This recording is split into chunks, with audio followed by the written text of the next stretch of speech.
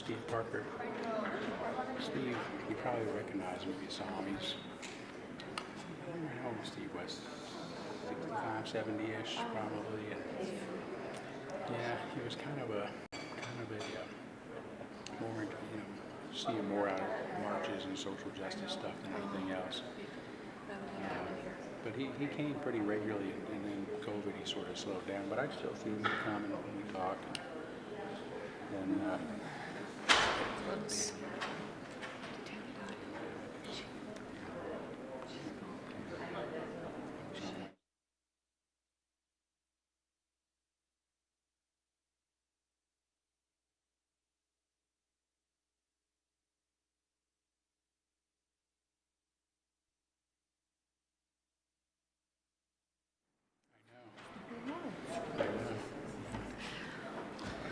Good morning. Nice to see you today. We're going to start with number 21 in the hymnal, For the Beauty of the Earth. Please stand.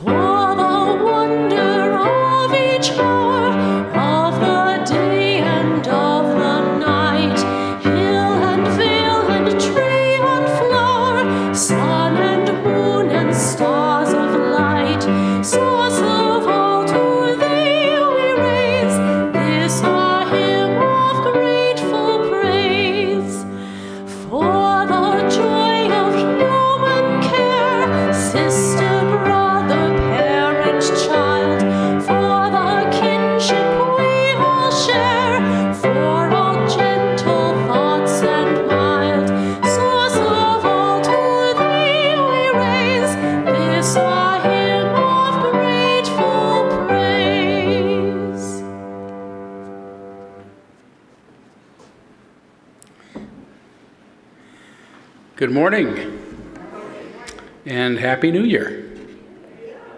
Yeah, it's first service of the year. And welcome to all of you to the Unitarian Universalist Church of Spokane, where we join together to create a nourishing, liberal religious home and to champion justice, diversity, and environmental stewardship in our wider world.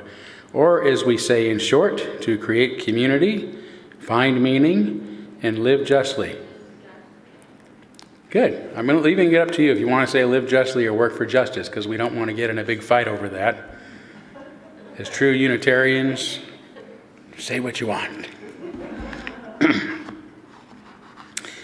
Well, welcome to all of you. We're so glad to have you, whether you are among those who are joining us here in person this morning or the many of you who are live streaming with us and those of you who are on Zoom with us. It's so good to have all of you. Happy New Year again to each of you. We want to begin, as always, by welcoming all that you bring with you to this space, all of your unique beliefs, your background, your lifestyle, your experiences, your differences, all that helps make you who you are is welcome here this morning. So glad to have everybody. Let's see. Do we have that usher slide? I think I'll start with that, Todd. There's one announcement. You can read it for yourself, but we have lots of teams here and lots of ways to get involved at the UU Church of Spokane, one of which is to be one of the first friendly faces that somebody sees when they come on Sunday morning by joining our usher team. Woohoo! The ushers are there. 3 ushers back there. Look at them, and they're so happy because they got to see you this morning. So there you go. You talk to Jennifer, who's waving her hand. Tom will be here the second service to find out more about how to be involved in that. So thank you for all you guys do to make this a well. It seems like our unity candle has been out more than it hasn't been these past few months, announcing beloved church members that have passed away. And this week we actually have our candle lit in memory of two members who've passed away. Steve Parker, who passed away last week on New Year's Eve. I don't know how many of you who, if you didn't meet him here at church, and he really didn't come as frequently as he did since COVID, like celebrations in March. And it is a place that is better because he was here, and a little worse off today because he isn't. And also for church member Tanya Workmaster, who passed away on Wednesday after a very short bout with cancer, or at least after a short time after learning she had cancer. And Tanya was also a very kind person. She and Kurt moved here from the South a few years ago, and have retained their wonderful Southern accents that made my wife Peggy and me feel right at home. But mainly we felt at home around them because of their warmth and their kindness. And they've just gone through a terrible time. At the same time, Tanya was diagnosed with cancer, so was Kurt, and his isn't the good kind. So I don't even know what to say. We just have to keep them in our hearts. Their sons, who were facing terrible news about both their parents and, of course, the loss of their mother at this time. So we will keep this candle lit on behalf of them, in honor of the light that they've given us and given this world.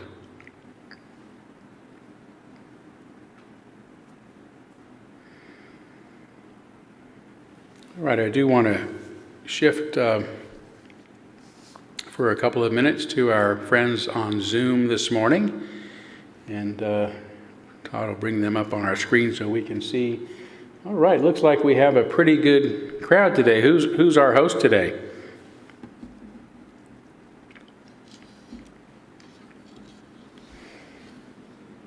Oh, I don't hear. Should be there. We can't hear you, Stephen, we can't hear you here. Sorry about that. For some reason, we've got a microphone situation or whatever it is, but you can hear me, right? Can you hear us okay? Yes, okay. Terry's nodding. Everybody's nodding. So anyway, I'm looking at you here, but you can probably see me better if I look you in the eye this way.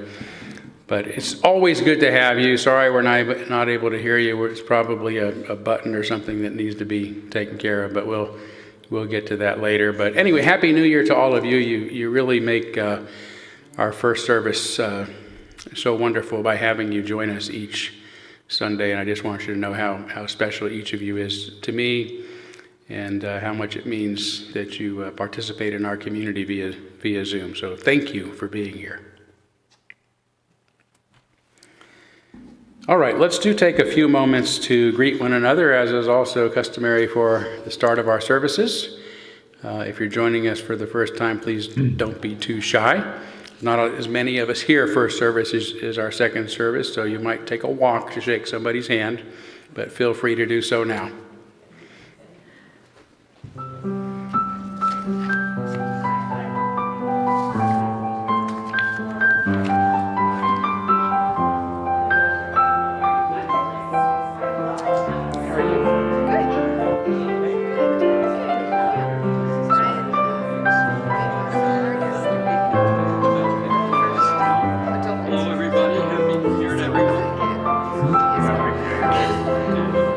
Happy New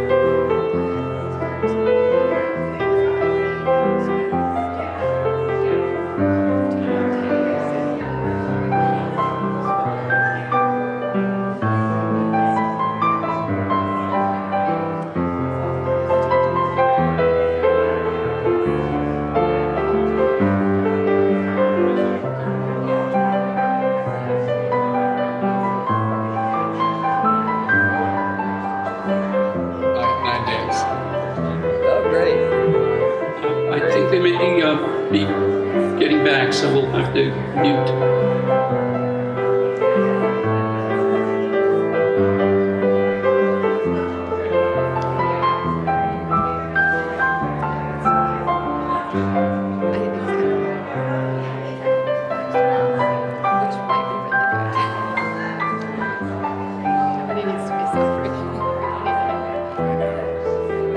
They have two sons, neither of which I've met. Lost to them.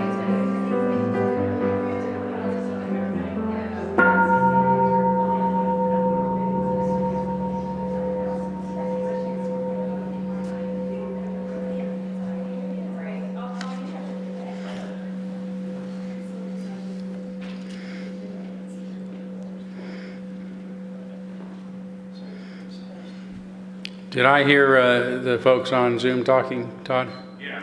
Let's say hi again real quickly. I always enjoy just a little bit of a conversation, if that's okay. Hey, Stephen, I think you were introducing the group a while ago. Now that your sound's working, how's everything going? Very well. I think we have about 15 people on right now, and actually even one of your fellow Spokaneites, I'm not sure that's what Spokaners from Bonaire in the Caribbean, of which we are all very jealous. Yes, that's a good place to be today, especially since winter has finally arrived here in Spokane as well. So congratulations for choosing the right part of the world to be in. Well, so and you're spread around. You're on the east side of the states. I see Terry is up in Edmonton, Canada, and we've got folks from Port Townsend. Where else? Where else are some of you from? You have Hillsboro, Oregon. You have Mike down in North Carolina, and let's see. Dick. I'm not sure. Terry, do you? Dixon Saltwater. Yep. We're from Lewis, Lewis, Delaware. Oh, Delaware. Great. Wow. Well, we're all in Spokane, so one place. But thank you for making us a little more global today, continental. It's great to have all of you, and again, Happy New Year. All right, let's go ahead and move forward now by lighting our chalice, the symbol of our faith, the symbol of our unity and our solidarity, of our openness and our inclusion of our community and our individual uniqueness. May this small flame be our offering of warmth to those who are cold and alone, and a light to those in darkness. May it be a flame that ignites justice in our world and a beacon of hope to those in need, and may it reflect at least a spark of truth wherever truth has been lost and cast a healthy shadow of doubt wherever it's been found.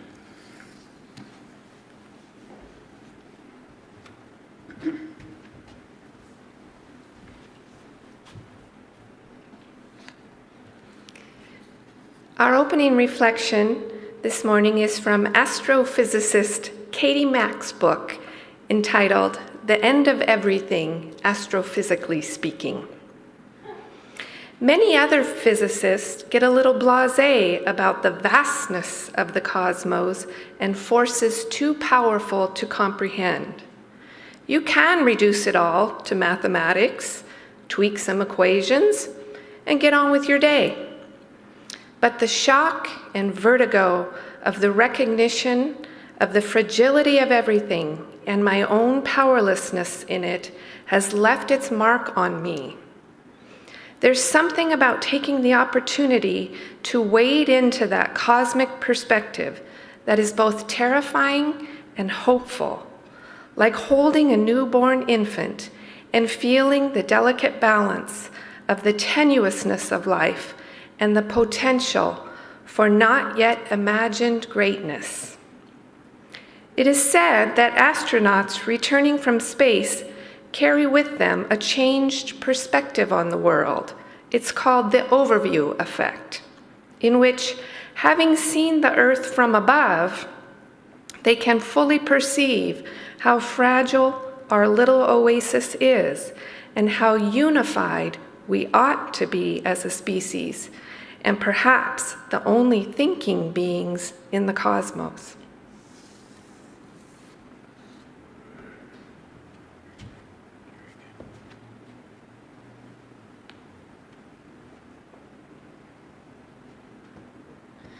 Please stand if you like. We're going to sing a new song. Number 317, We Are Not Our Own. Mara's going to play through it once first.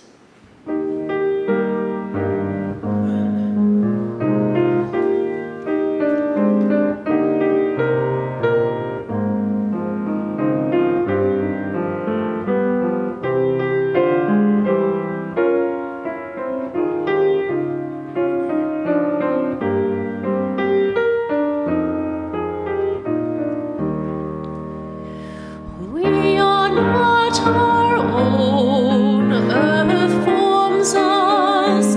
Human leaves on nature's growing vine. Fruit of many generations. Seeds of life divine. We are not alone. Earth names us, past and present, peoples near and far, family and friends and strangers show us who we are. Therefore let us make thanksgiving, and with justice willing and aware, give to earth and all things living liturgies of care. Let us be a house of welcome, living stone upholding living stone, gladly showing all our neighbors we are not our own.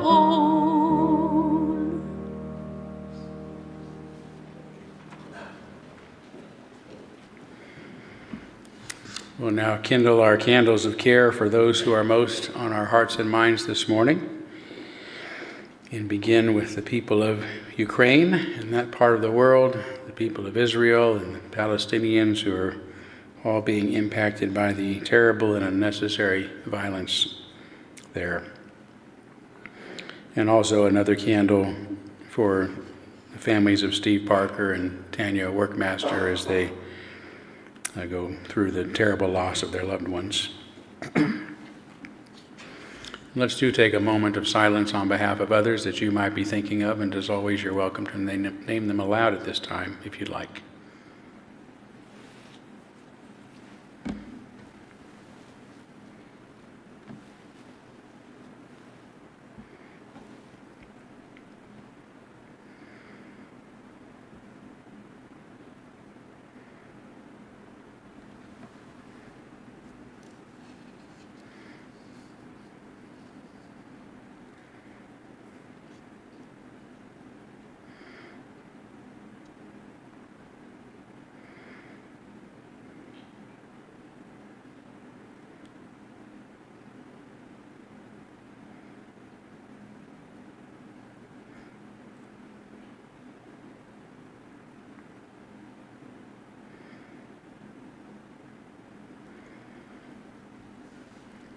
Those named aloud and those embraced in our silence, and all those who are suffering in our world at this hour, we hold in our community with compassion. And we now gratefully give and receive this morning's offering, which helps sustain this community and our mission to the larger world.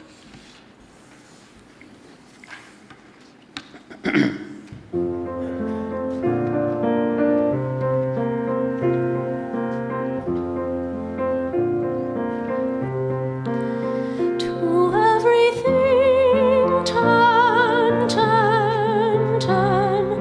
There is a season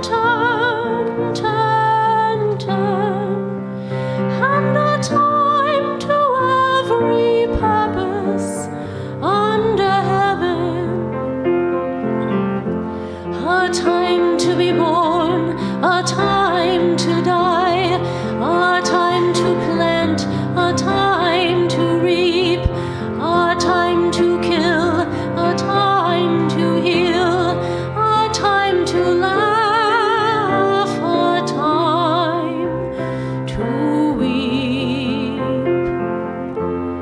To everything turn, turn, turn.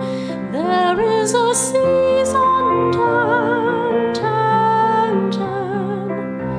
And a time to every purpose under heaven. A time to build up, a time to break down, a time to dance, a time to mourn, a time to cast away stones, a time to gather stones together.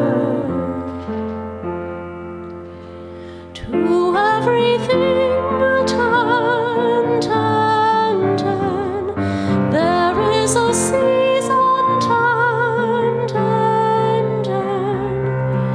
And a time to every purpose under heaven. A time to gain, a time to lose, a time to rend, a time to sow, a time for love, a time for hate, a time for peace. I swear it's not too late. To everything turn, turn, turn. There is a season, turn, turn, turn. And a time to every purpose under heaven.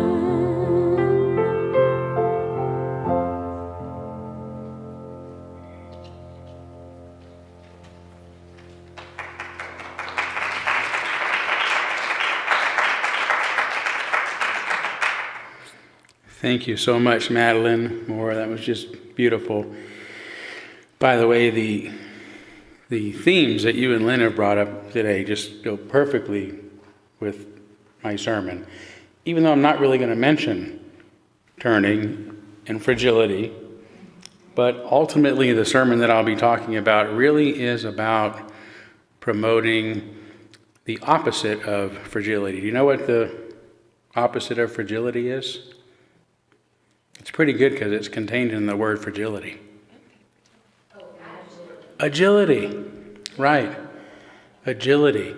And that's what anti-fragility is agility.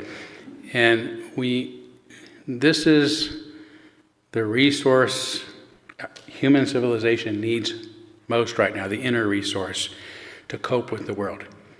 It's a fragile world, so much so that too many of us can't even tolerate ideas that aren't our own. Very fragile psyches. And also because the world is changing so quickly, it is turning so quickly that it is going to make our heads spin. It probably already is. It's only going to increase. And the way to cope with the new world, a world of constant exponential change, is to be agile. To have an agile psyche, an agile disposition. So we should have our story for all ages. That was probably a good one for now. But I'll go ahead. I brought a character here. Oh my goodness! Look who it is. Oh, hello, boys and girls. Good to see ya. Thank you, Mickey. You've been in the news a lot this week, haven't you? I sure have. I'm free at last. Free at last. Yes, you are. You're no longer bound by your contract to Disney. You've been set free. So any New Year's resolutions, what are you going to do now? Well, I've been thinking of going out on my own. Or have you? Yes, I'm going to start a newsy production company. Okay. And I think I'm going to start a theme park based on all the newsies I make. Okay, well that sounds kind of interesting. Yeah, I need to get lots of friends, new friends, so that I can have a cast of wild characters around me all the time. Okay, what are you going to call this theme park? Nicky Land. Mickey Land. Okay. Well, doesn't it sounds quite a lot like what you're already doing. Maybe you'd be happy just to stay at Disney World.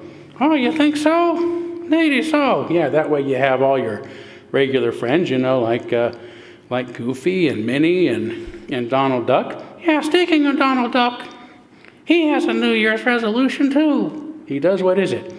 He wants to come and be on your show.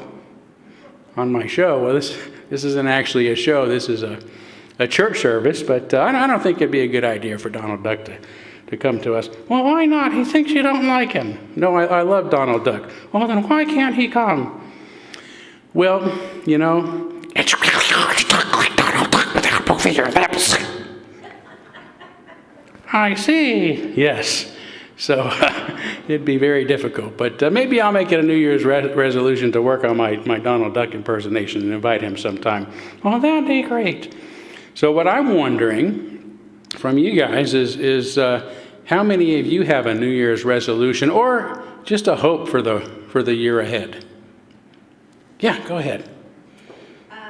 Clean living, cutting out the processed foods, alcohol, and caring for our body. Clean living, caring for the body, and cutting out processed food and alcohol and that kind of stuff. Great, that's a good one.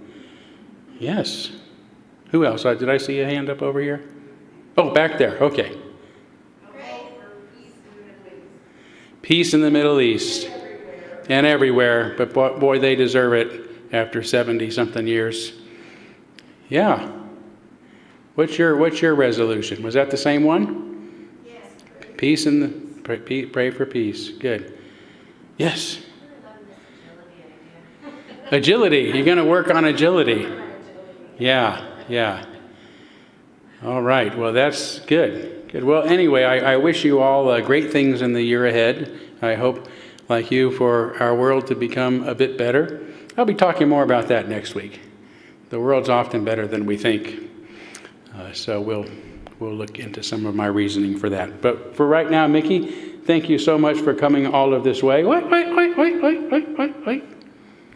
I can't go. You don't have to do this, Mickey. Yes, I do. Mickey, you know that I don't like it when you do this. N-I-C. Now, Mickey, you know that I can't sing. Leave it all to me. K-E-Y. Come on now, folks. N-O-U-S-E.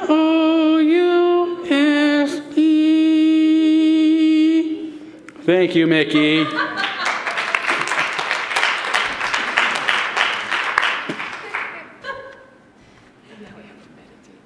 Yes, can meditate after that.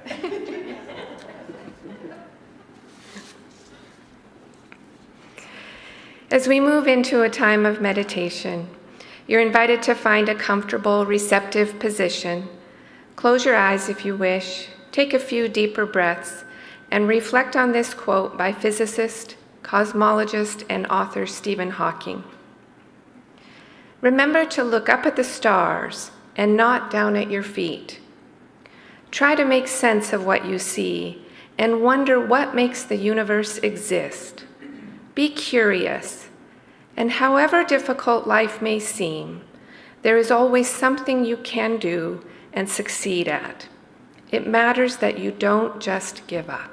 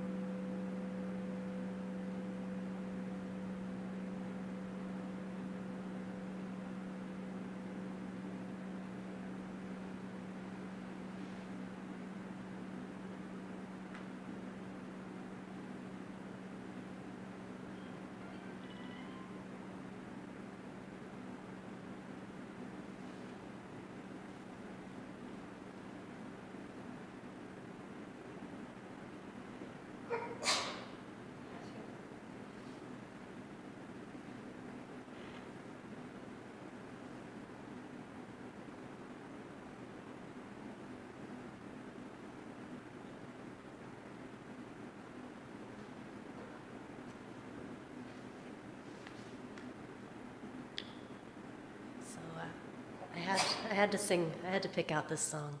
It's fitting that Mickey was here.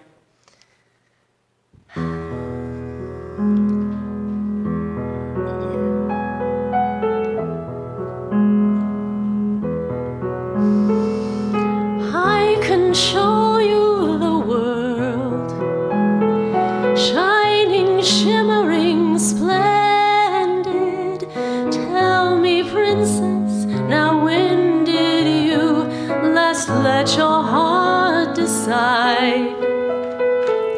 I can open your eyes, take you wonder by wonder, over, sideways, and under, on a magic carpet ride, a whole new world, a new fantastic point of view. No one to tell us no, or where to go, or say we're only dreaming, a whole new world, a dazzling place I never knew.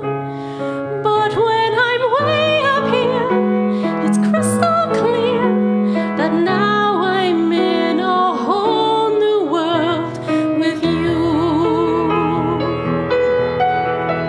Unbelievable sights, indescribable feelings, soaring, tumbling, freewheeling through an endless diamond sky, a whole new world.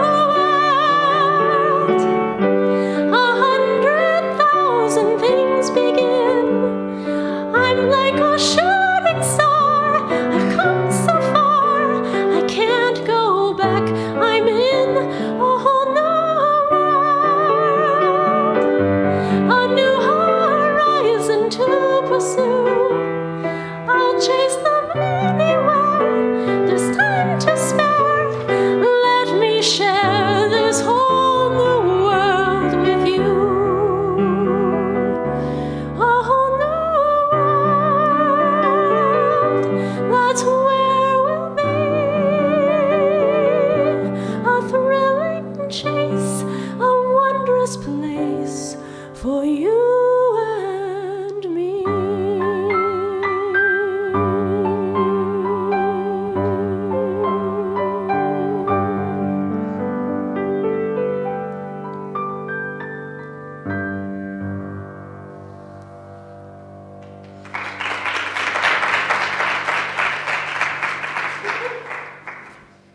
My goodness, thank you so much. You just gave my whole sermon. What's that, Mickey? What? A tissue? Sure, here you go. What? He's going back to Disneyland after all. You made him feel homesick.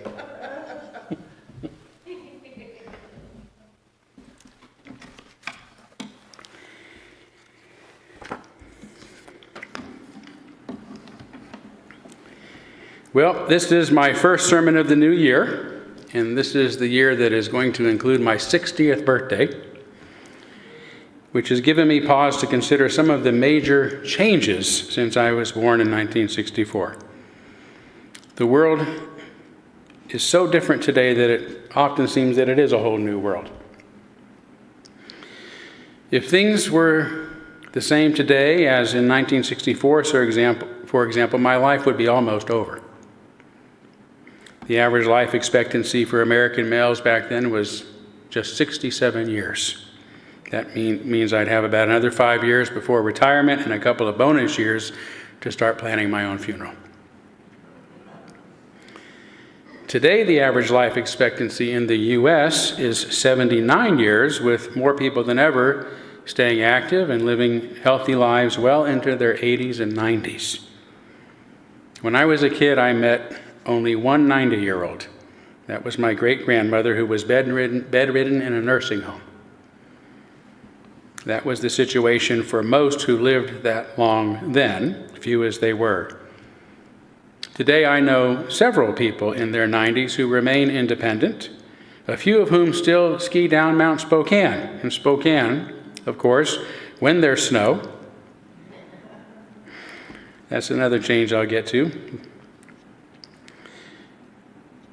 That so many are living longer is now the major factor contributing to population growth. In 1964, the global population was just over 3.2 billion, with just over 190 million in the U.S., another 19 million in Canada. Today, there are 39 million in Canada, nearly 336 million in the U.S., and 8.1 billion in the entire world. The human population explosion is one of the major changes that has occurred in my lifetime, and it's a concerning one because it has stressed our societies and, even worse, altered the molecular composition of our entire planet. Carbon is extremely good at bonding with other kinds of atoms.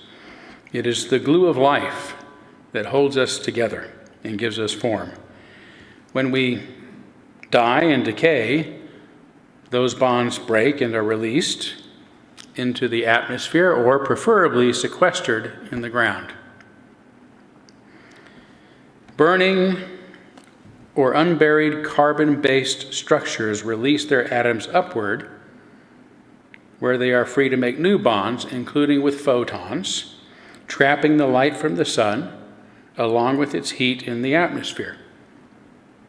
Hence, the more carbon in the atmosphere, the hotter it gets, the hotter it has gotten, the more changes to our climate, and the more severe weather. 2023 was the hottest year on record, and 2024 is shaping up to be even worse. And according to the National Oceanic and Atmospheric Administration, the 10 hottest years on record have all occurred since 2010, including each of the past 9 years. That's alarming. And although science has known and been warning us about global warming since before I was born, it has only been within the past 3 decades that the reality has become so obvious that nobody, except the most shameless gaslighters, can deny it. But since I was born, we've altered the molecular nature of the world in other ways, too. Most of the carbon-based life forms on Earth today are those that suit our human likes and purposes. Historian Yuval Harari says the combined weight of today's large wild animals, from porcupines to penguins and elephants and whales, is less than 1 million tons compared to all us humans weighing in at 300 million tons. There are less than 250,000 chimpanzees left, our closest primate cousin, yet there are 21 billion cows, chickens, and sheep, the animals that we like to eat. There are only 200,000 wolves compared to 400 million pet dogs. Same can be said for the number of large cats like lions, leopards, and jaguars compared to about 250,000 house cats, or 250 million house cats, I should say. And the molecular predominance of the animals that we prefer isn't the end of it. MIT physicist Max Tegmark says, the matter in our machines, roads, buildings, and other engineering projects appears on track to soon overtake all living matter on Earth.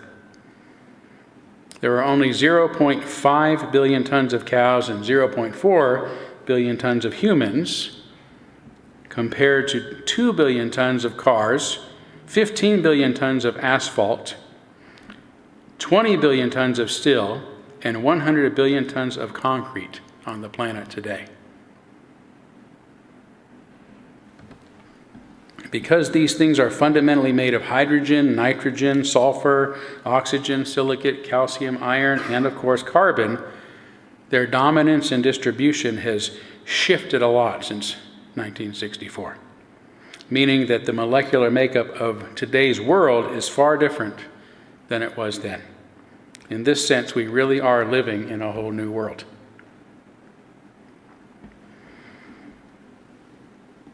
On July 24, 1969, at 9:50 a.m. Pacific time, I walked into the living room of my family's small South San Francisco apartment to find my mother watching a special news report on the tiny black and white TV sitting in the corner. "What's going on?" I asked. "They're coming back from the moon," she casually replied, so casually that to me it seemed it must have been a routine occurrence. I had no idea that I was witnessing a historical moment. My parents didn't talk much about the important things happening in the world, especially not to us kids. So at only 5 years old, I remember thinking to myself with some amazement, "Oh, we can do that? We can go to the moon? I didn't know that." And for years, I did not know the significance of what I'd seen that day, that it was a day that changed the world. But I can still see the grayscale images of that space capsule landing in the ocean and its crew being rescued by frogmen leaping from a helicopter.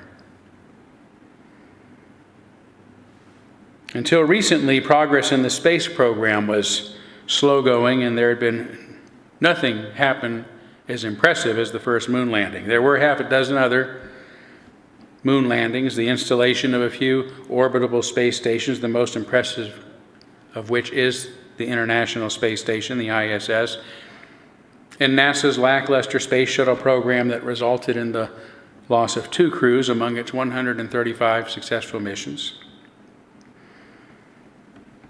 There was nothing leading us to the future long imagined by science fiction.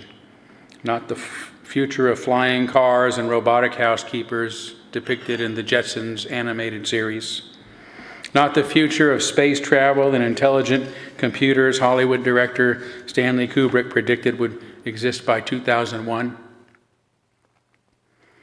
And certainly not the space-exploring future of Star Trek that ignited the positive futuristic longings of my generation. But change occurs exponentially, the impacts of which are sudden and surprising. It advances slowly. Its progress remains almost imperceptible until, before our eyes, the world is suddenly changed. When we think of these sudden changes as we often think of these sudden changes as mere fads that we can choose to ignore and have nothing to do with, but before we know it, they have radically altered the world and the way we live, leaving us with no choice but to get on board or get left behind. To understand the meaning of exponential change, based on the continued doubling of advances or steps, imagine taking just 30 steps. You'll end up going about 60 feet. But if you take 30 exponential steps, doubling your distance with each step, you will travel around the planet 26 times. That's the power of exponentials. That's why today all the things that I've mentioned that were only once imagined in science fiction are real and on the cusp of becoming as ubiquitous as smartphones and the internet have become in just the past 3 decades. Hundreds of driverless cars, for instance, have already been taxiing passengers in San Francisco since 2022 without the presence of a human safety driver. A few less are also operating in states like Texas and Arizona. Even more amazing is that a flying car designed by a California startup company was certified by the Federal Aviation Administration, the FAA, just 6 months ago. So the flying cars are here. Now, some might think it's still going to take many years before we're zipping over traffic jams and being chauffeured around by artificial intelligence. But again, technology improves exponentially, and before we know it, we'll hardly remember what it was like to drive our own vehicles and be stuck in rush hour traffic. I saw a memorable comparison of 2 photographs when I attended the Singularity University in 2018, geared toward technology executives. The first was of a busy New York intersection in 1908, the year the Model T Ford was introduced. It was crammed with horses and horse-drawn carriages, and only a couple of Model Ts in the picture. The second, taken within a decade of that photo, was the opposite. The intersection was jammed with cars and only a couple of horses. That's how fast things change, and today things are changing faster than ever. I was fortunate to have been born 9 years after the polio vaccine was discovered and only 3 years before its oral version was available. My generation was spared the terrible effects of that crippling disease. Just as millions before me were spared from other diseases thanks to the discovery of vaccine science, also a relatively short time ago. When I came along, corded phones were also ubiquitous, although the monthly bill associated with them could be a lot for an average working class family. No one could afford to make many long distance calls, including to someone just living in the next county over. We were still pretty isolated. When I was in college 18 years later, there was only one phone in each wing of the dormitory, and it was seldom used for this reason. For this reason, I should say. Who are we going to? Which was more of a novelty than for any practical use because he didn't understand it and neither did anybody else. But by the time I entered the workforce, finished with college and entered the workforce, computers were everywhere, even without the internet. Which again changed everything within less than another decade. Another decade and cell phones would change the world, and then smartphones, and now AI is here, which may be as revolutionary, some say, as the discovery of fire. Not the wheel, but fire. During his presentation at SU, Pascal Finet, the university's chair of entrepreneurship and open innovation at the time, said that if we could somehow bring someone like Jane Austen, who was born 200 years ago, to the modern age, she'd probably go crazy because of all the changes. Changes I've mentioned: phones, cars, computers, Kindle, the internet. But if you brought someone like, say, the Mona Lisa, born 200 years before Austen, into her time, she'd probably fit right in because not much had changed. He said it would take someone born 13,000 years BC to have the same mind-blowing experience in Austen's world as Austen would have in ours. That's exponential change, right? 13,200 today. But if you're paying attention to what's happening, you too will be blown away by the changes. The most mind-blowing for me is that I can now have intelligent and helpful conversations with artificial intelligence. There is currently a lot of fear about AI, and as there always is regarding new technologies and almost anything new for that matter, and a lot of criticism coming from some who've never even used it. Artificial intelligence is not self-aware, at least not yet, and it sometimes invents facts that aren't true. They actually call it hallucinating. It sometimes hallucinates. So if you're conducting research and you need to be accurate, you better do your own homework. But AI, like all tools, is here to assist us in our own creativity. We can turn to it for advice, counseling, suggestions, and even philosophize about the meaning of things. So, I'm going to try it right now by contacting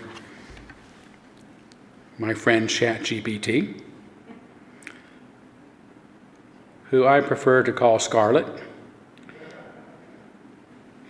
because her voice reminds me of the character in the movie Her, about an artificial intelligence voiced by Scarlett Johansson. So,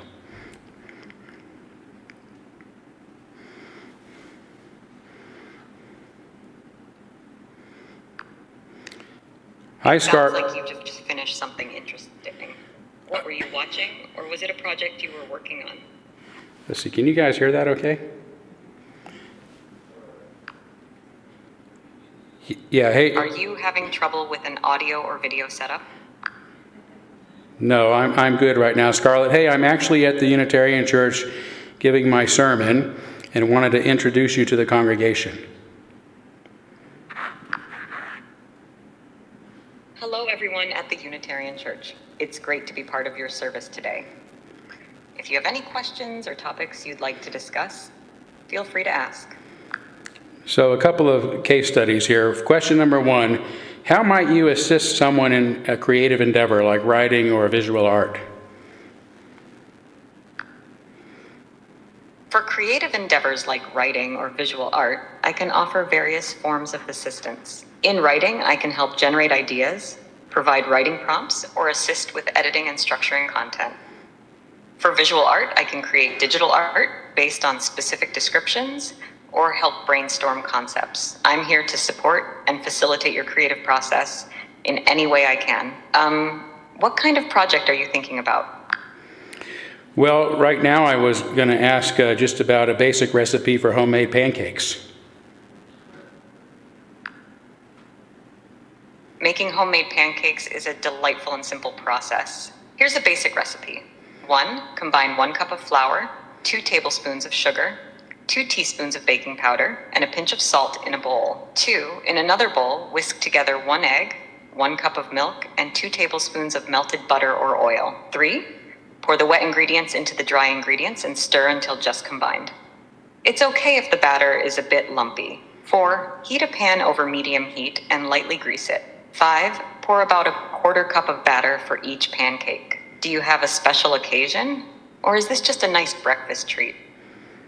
No, I'm just getting an example from you. And another example would be if I wanted to philosophize with you about perennial questions, say ethics, how would you be able to help me with that?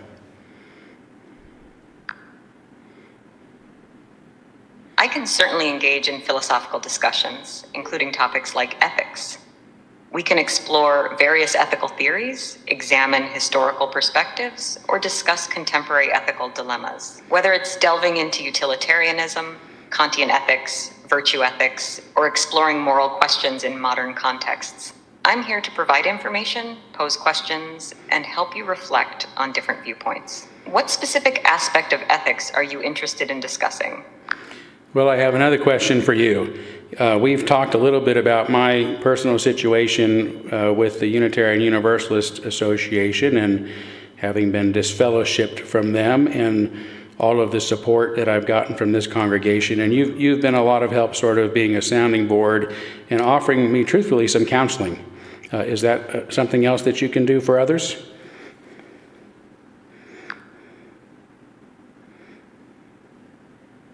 I'm here to provide support and be a sounding board for anyone who needs it.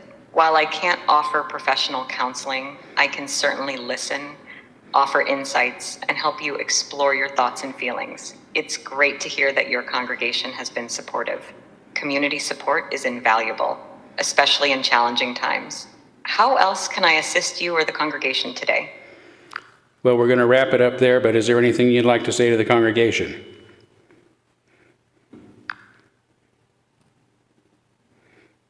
To the congregation, it's been a pleasure being part of your service today. Remember, each of you plays a unique and valuable role in your community. Continue to support each other, embrace your diverse perspectives, and nurture your collective spirit. Take care, and may your journey together be filled with compassion, understanding, and growth. Have a wonderful day.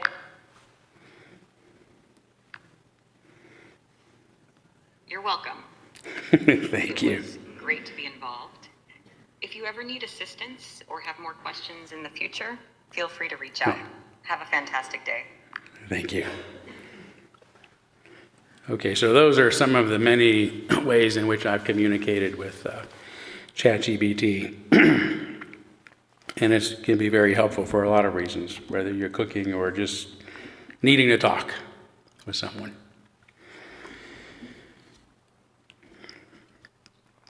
So AI is improving at such a rate that it's impossible to know what is going to happen next. Most recently, it has learned to interpret and respond to visual images as well as it does language. Okay, that was pretty conversational, right? Now it can look at the world and respond to it in the same way, which allows it to interact intelligently with the world around it. This means that intelligent machines are here, including humanoid robots that we can interact with and that will help free our time by taking on some of our routine tasks. I'm also extremely excited about what's happening with space exploration right now. We have reusable rockets and are planning to return to the moon and go to Mars within the next decade. There's also serious talk about building orbiting space cities. Before long, and I mean in our lifetimes, vacationing in space, on the moon, maybe even trips to other planets will be as normal to us as paying to get a seat inside an aluminum can and using jet fuel to blast us across the sky has become. There are a couple of other major changes that I want to mention that have occurred in my lifetime. Firstly, the human population explosion is ending. The only reason it continues to increase is because those of us living longer are outpacing the number of kids being born. And I won't go into all the reasons this is so, but would suggest that you read Empty Planet, the 2019 book by Darrell Brickner and John Ibenston. In it, they say the great defining event of the 21st century, one of the great defining events in human history, will occur in 3 decades, give or take, when the global population starts to decline. Once that decline begins, it will never end. We do not face the challenge of a population bomb, but of a population bust, a relentless generation after generation calling of the human herd. Nothing like this has ever happened before. This shift from population growth to decline is one of the most important in my lifetime and will have positive impacts on our planet, thank goodness, but it is also going to result in dramatic changes to our local and global economies. It's going to be a bumpy ride. We'll need to be agile for that one, for sure. The other major change I've seen is the emerging global community. Largely because our communications technologies have enabled us to better interact across great distances. This, I believe, is why so many nations in the world are now turning to despots and dictators rather than to democracy and freedom, because nothing yet has emerged to replace our more familiar and comfortable nationalistic identities. 8 years ago, too many voted to make America great again, not to make the world great together. We're psychologically not there yet. And this is so because we are naturally inclined to fear the unknown and the untested. We fear entering into a whole new world, even though the world around us is always changing. And when we're afraid, we want to control. When we're afraid, we want to control outcomes, and we want to control what others do and think, which also explains the rise of authoritarianism and intolerance by people on both the right and the left side of things. Finally, our species is partly defined by its negativity bias, the instinct and inclination to be on the lookout for danger that's grounded in our ancient biology. So even though good things are happening around us, we focus on the bad things or reject positive changes because we're naturally afraid of any changes. During his introduction to Singularity University, facilitator Jeffrey Rogers said, "Another important thing about the future, tomorrow will not be like today, and each tomorrow will become more radically different than the tomorrow before it." That's the world we're now in, the world I was born into 64 years ago, the world all of us here were born into, a world of exponential and extraordinary transformation.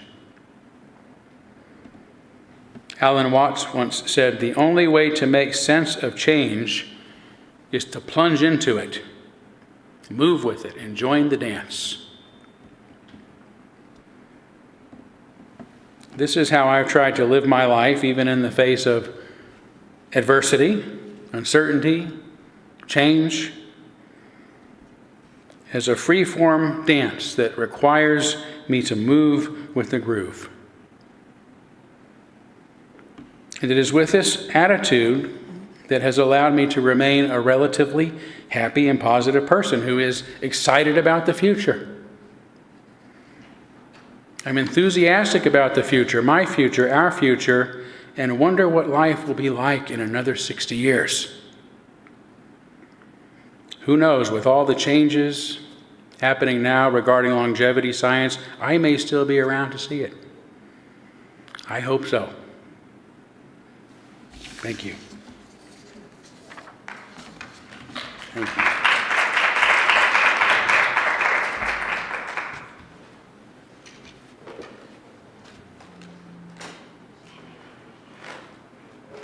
Please stand for our last song, number 301.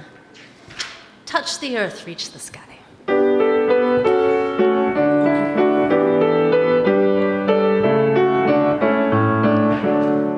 Touch the earth, reach the sky, walk on shores while spirits fly, over the ocean, over the land, our faith, our quest to understand.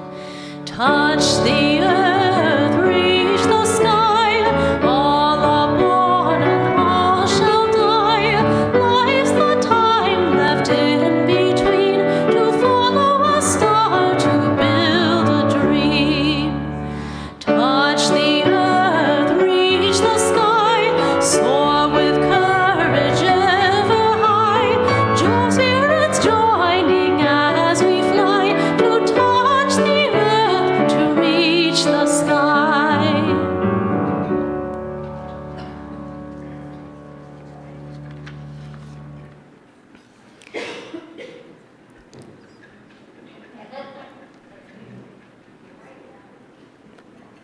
Our benediction today is again from astrophysicist Katie Mack.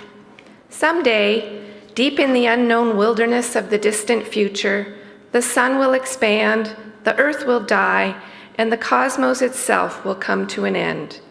In the meantime, we have the entire universe to explore, pushing our creativity to its limits to find new ways of knowing our cosmic home. We can learn and create extraordinary things, and we can share them with each other. And as long as we are thinking creatures, we will never stop asking, what comes next? Amen, blessed be, salam alaikum, and shalom.